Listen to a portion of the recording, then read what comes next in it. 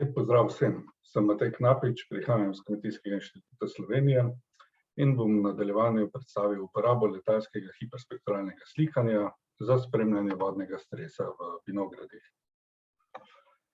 Predavanje lahko strnemo v 6 glavnih točk. Za uvod bomo pogledali nekaj o tehnologiji daljinskega zaznavanja, predstavili hiperspektralno slikanje in pogledali nekaj praktičnih izkušenj uporabe hiperspektralnega slikanja v vinogradništvu. Potem bomo pogledali izvedbo hiperspektralnega slikanja z ultralahkim letalom in pa pripravo podatkov, rezultate slikanja in pa pogledali zaključke. Daljinsko zaznavanje je tehnologija, ki pridobiva informacije o proučevanem objektu iz daljave brez neposrednega stika. Temelji na spremljanju interakcije med elektromagnetnim valovanjem oziroma svetlobo v našem primeru ter proučevanim objektom, ki jo beležijo različni senzorji.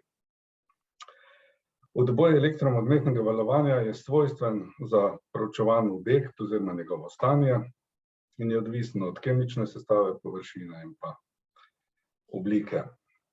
Na levi sliki vidimo ponazorjeno interakcijo svetlobe in pa lista. Vidimo, da se vpadna svetloba odbije že na površini lista, del svetlobe preide v list in se odbije tudi kasneje, ko je že v listu. Del nje prehaja v proces fotosinteze in se absorbira v listu, manjši del pa se tudi preseva. Desna slika ilustrira spekter elektromagnetnega valovanja od gama žarkov do radijskih valov. Vidimo, da vidna svetloba predstavlja le ozek del spektra in lahko si samo mislimo, koliko informacij je skritih v nam nevidnem delu spektra. Smo že omenili, elektromagnetno valovanje beležijo različni senzorji. V grobem bi jih lahko razdelili med multispektralne in hiperspektralne. Glede na to, kateri del spektra zaznavajo, pa na tiste, ki zaznajo vidni del svetlobe, kratkovalovni infrardeč spekter ali termo spekter oziroma srednje in dolgovalovni infrardeč spekter. Senzorji so lahko nameščeni na različnih nosilcih oziroma platformah, lahko jih uporabljamo v laboratoriju, na terenu, na brezpilotnih letalnikih, na letalih ali nenazadnje tudi na satelitih. Kaj omogoča daljinsko zaznavanje v kmetijstvu? Daljinsko zaznavanje nam omogoča spremljanje rasti rastlin, zdravstvenega stanja rastlin, prehranjenosti rastlin, nenazadnje vodnega stresa, učinkovitost agrotehničnih ukrepov. Daljinsko zaznavanje nam omogoča zaznavo pojava škodljivih organizmov, odvisnosti od senzorja lahko tudi pred vidnimi znaki pojava. Skupaj z GIS tehnologijo omogoča implementacijo preciznega kmetijstva oziroma prostorsko opredelitev in kvantifikacijo proučevanega dejavnika. Nenazadnje tudi omogoča robotizacijo v kmetijstvu, ki se zadnje čase vedno bolj uveljavlja. V odvisnosti od senzorja in pa platforme lahko spremljamo stanje na njivi, na večjem prostoru, kot je to lokalna skupnost ali regija, ali v primerjavi v primeru uporabe satelita tudi na celotnem teritoriju države. Osnovne značilnosti hiperspektralnega slikanja bi lahko strnili zgolj v en stavek, da hiperspektralne kamere beležijo odboj v ozkih intervalih valovne dolžine, se pravi v nekaj nanometrih, valovna dolžina, kar omogoča zaznavo že majhnih razlik ali sprememb v kemični sestavi na površini rastline.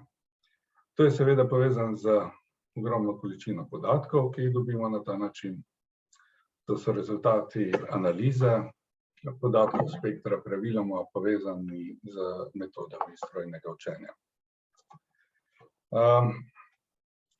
Morda je primerno, da ilustriramo uporabnost hiperspektralnih kamer oziroma hiperspektralnega slikanja z nekaterimi praktičnimi primeri v vinogradništvu. Hiperspektralne kamere so bile do sedaj že mnogokrat dokazano uporabljene za določanje kemičnih snovi v grozdju. Tako so uspešno določili vsebnost sladkorjev, kislin, antocianov in večinoma je bila natančnost spektralnih podatkov, analize spektralnih podatkov po območju 90% natančnosti običajnih analiznih metod.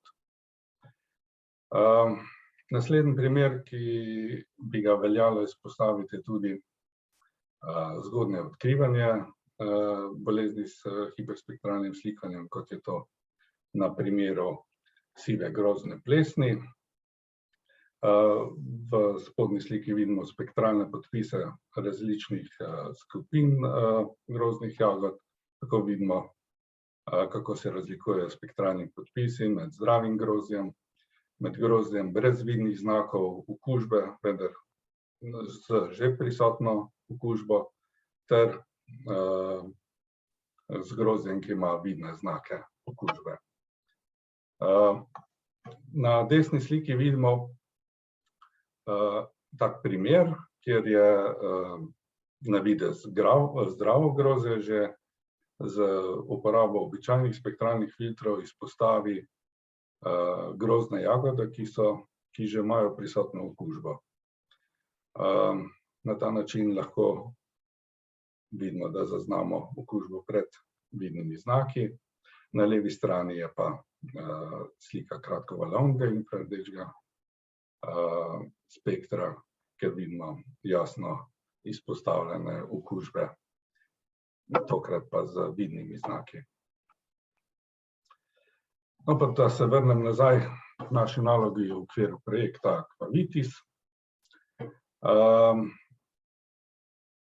Izvedli smo hiperspektralno slikanje z ultralahkim letalom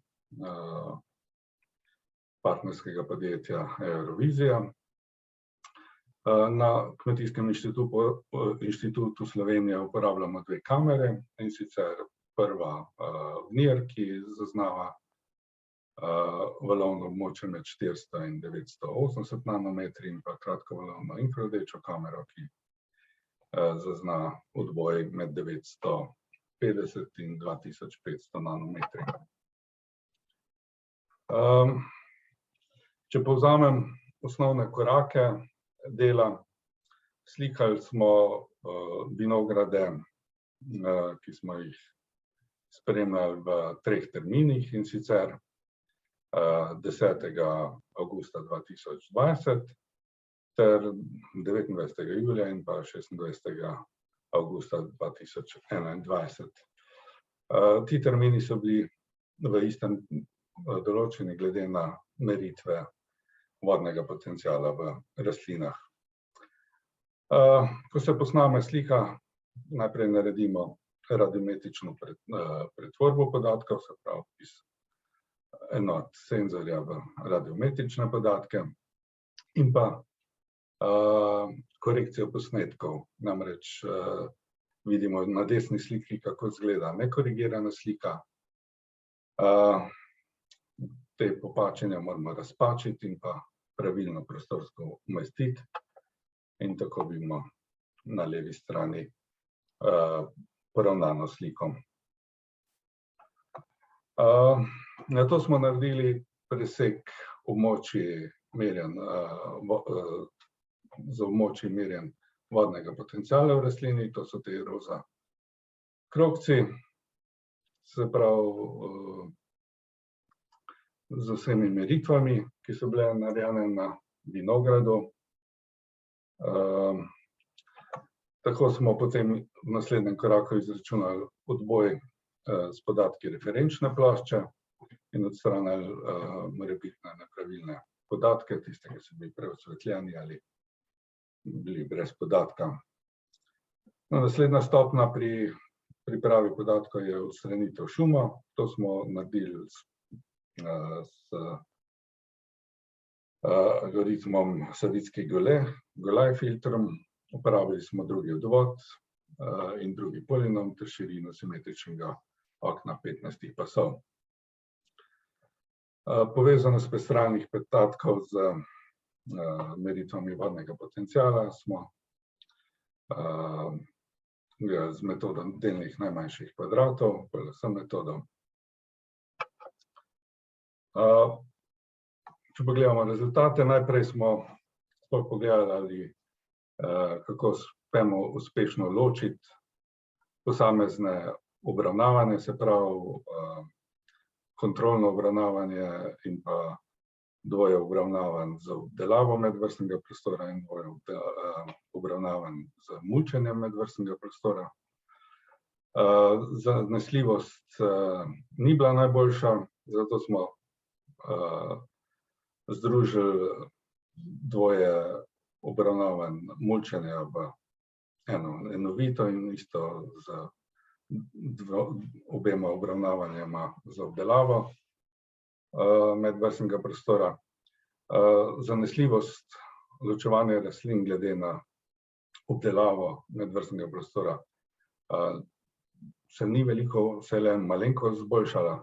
Najboljša je bila v avgustu lanskega leta, kjer je bil tudi najbolj izrazita razlika vodnega stresa. Ampak bolj kot sama klasifikacija nas zanima povezanost spektralnih podatkov z podatki merjenj vodnega potenciala. Vidimo, da je tu bila povezanost spektralnih podatkov z meritvom dobra. Tako je bila najboljša v avgustu 2020, kjer lahko vidimo, da smo pojasnili 96% variabilnosti v meritvah vodnega potenciala v rastlini z meritvami spektra. Se pravi, zelo tesna povezava. Nekoliko slabša je bila ta povezava v juliju lanskega leta, kar je pa najbrž da gre na račun tudi najmanjših razlik v vodnem potencialu pri teh meritvah. Zopet dobra regresijska povezava je bila z meritvami vodnega potenciala v avgustu lanskega leta. Če strnem, rezultati analize hiperspektralnega slikanja kažejo, da bi s hiperspektralnim slikanjem lahko zasledovali obseg in stopnjo vodnega stresa v vinogradih, kar je razvidno tako iz snemanja lokacije presenikov, kot tudi pri spremljanju poskusa namakanja v vinogradu Komen, ki je bil isto posnet v okviru projekta Aquavitis. Treba pa je izpostaviti, da je treba za praktično uporabnost hiperspektralnega slikanja v model vključiti več površin, saj smo do sedaj uspešnost hiperspektralnega slikanja za oceno vodnega stresa preverjali na premajhnem številu podatkov. Hvala lepa za pozornost.